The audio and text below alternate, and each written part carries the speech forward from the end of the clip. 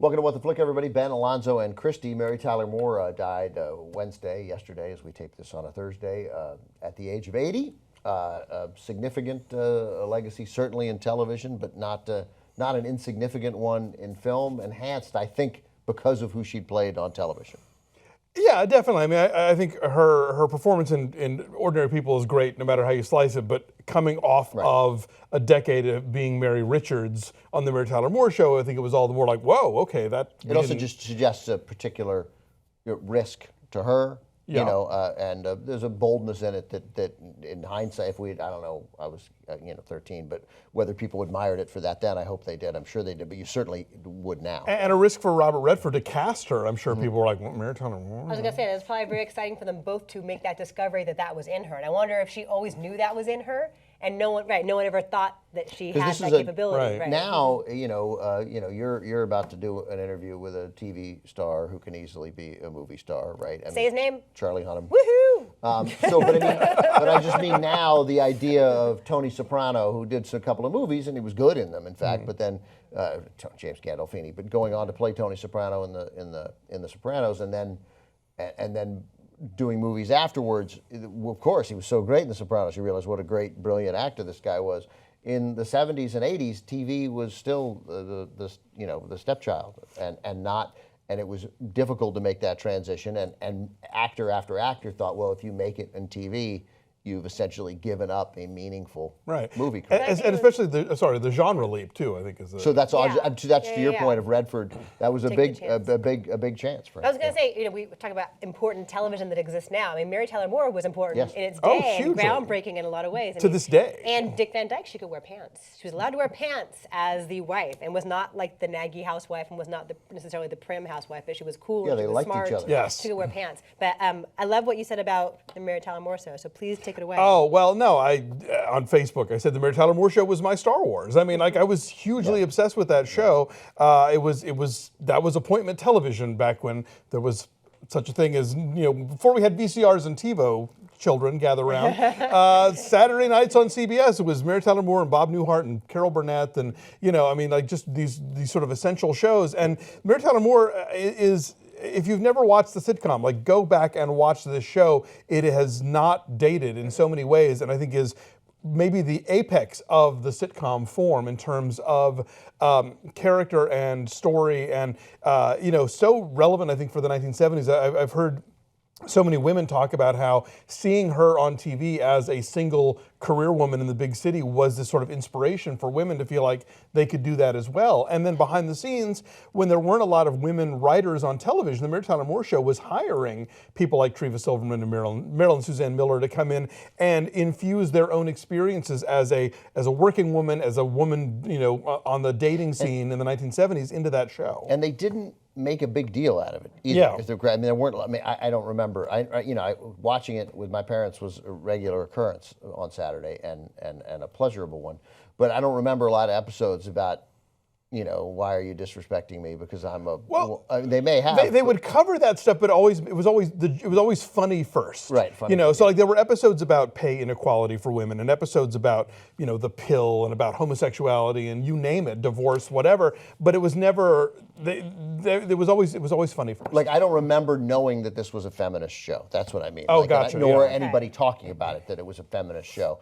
And I think there's huge value in that. There also would have been value in tackling it head on. It's just interesting the way they chose to do it. So Todd Vanderwerf from Vox said that in the fall of 1974, CBS Saturday was All in the Family, MASH, Mary Tyler Moore, Bob Newhart, Carol Burnett. Yeah, wow. that is a lineup. That is a television lineup. Also, I retweeted a couple of things that are cool.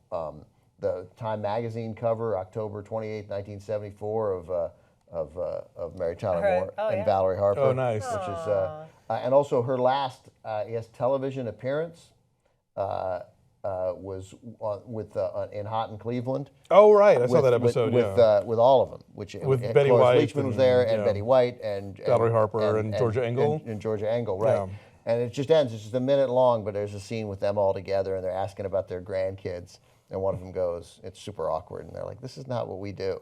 And then they start being a little bit funny, and then they were like, "This is what we do every Saturday night." It was like this. That's a really, really, really sweet moment of seeing the five of them together. Yeah, I mean, just as shows that made you really care about the characters and care about this group of this chosen family of coworkers and friends. I mean, it's expertly done. But yeah, I mean, her career was astonishing from the earliest days of TV.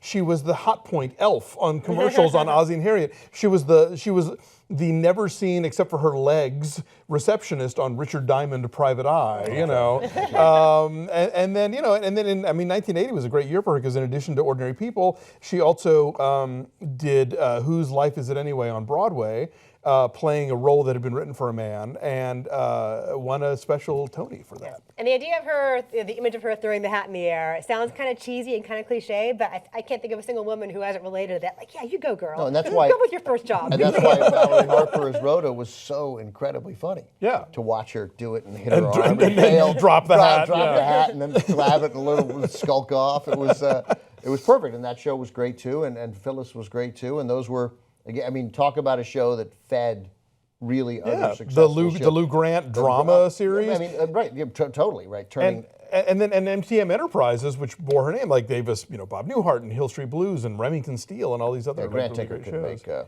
make TV. Yeah. I think it was really that show mattered, and maybe more than every other show.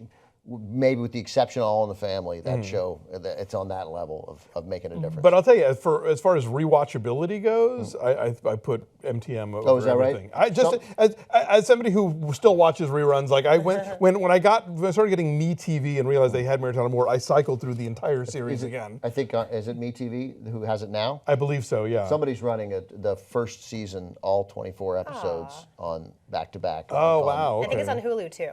Yeah, on But like, and All in the Family is still, I think, relevant and important in a lot of ways. But as far as like going back and rewatching it just as a sitcom, I don't think it has also, It seems a little dated at this point. Yeah, and on Mary Tyler, and Ed Asner and Ted Knight were unbelievable. God, Gavin MacLeod. I mean, that Gavin whole MacLeod, ensemble. but Ed Asner and Ted Knight played characters that were so rich and great and hilarious in scene after scene after scene. And part of the reason, people a little younger than me are the ones who tend to be huge Golden Girls fans. But for me, like Rue McClanahan and B. Arthur are always going to be Maude, and Betty White is always going to be Sue Ann Nivens from the Mary Tyler Moore. Corny Sue Ann Nivens. Oh, yeah. one of the best characters on television. Yeah, really. Very sad. Yeah, very sad and really relevant, important. So all this, for younger people, all these things you're reading and all this, it's not overblown. It's true. She earned it. She earned it, yeah.